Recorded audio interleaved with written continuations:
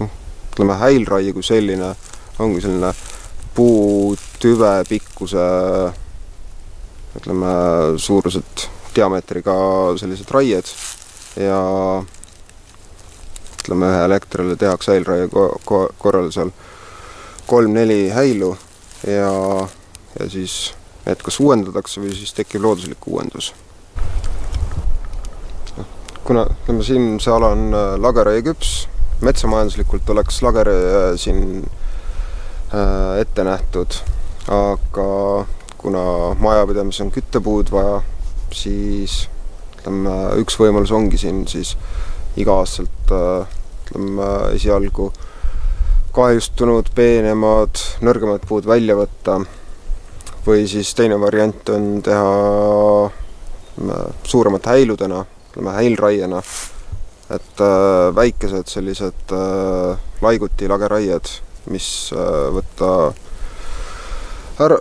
väikesed sellised häilulised lageraied ja mis siis uuenevad looduslikult ise ja siis järgnevatel aastatel, kui on täiendav küttepuu vajadus, lihtsalt laiendada neid häilusid. Sest ega uue metsapõlvkonna kasvaminekul väga suurt rolli mängib juurkonkurents. Et kui sa kitsa riba teed, siis ütleme, see jäävate puude